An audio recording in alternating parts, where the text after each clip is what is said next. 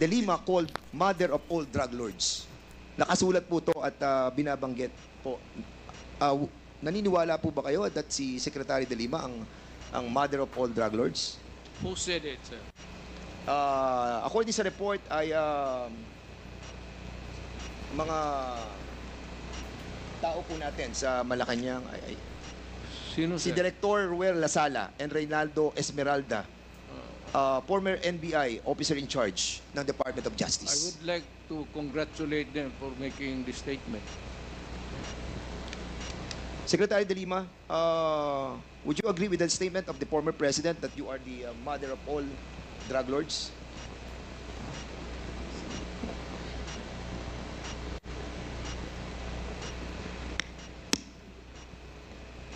Absolutely false.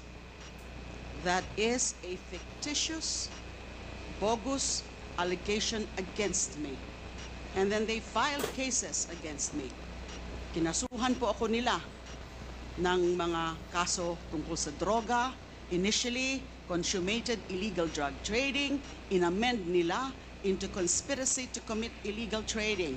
30 kaso yung sinampa sa akin. Absuelto na po ako dun sa 3 dahil wala po akong kinalaman sa illegal drugs. Kasama lang ho yan sa naging propaganda nila. Kasama lang ho yan dun sa mga meron silang isang figure, a prominent figure, at si Senador De Lima ho yun noong 2016, na doon ang magiging atensyon ng bansa, atensyon ng mundo, na itong babaeng ito ay the mother of all drug lords, the beloved drug trade queen. Ano pong nangyari dun sa mga nag-akusa sa akin?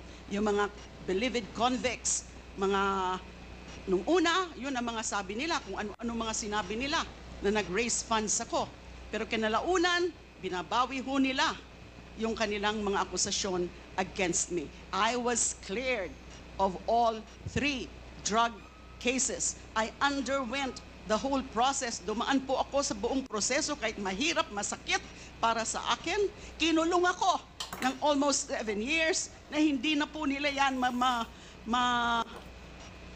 mababalikan dahil sa pagkagalit nung pinaka-mastermind nung pag-persecute sa akin na inimplement nung kanyang Secretary of Justice, si Vitaliano Aguirre. At meron pang mga ibang handlers na siyang mga kumausap dun sa mga nagtestigo against me. So that is absolutely false. That is a slanderous accusation against me.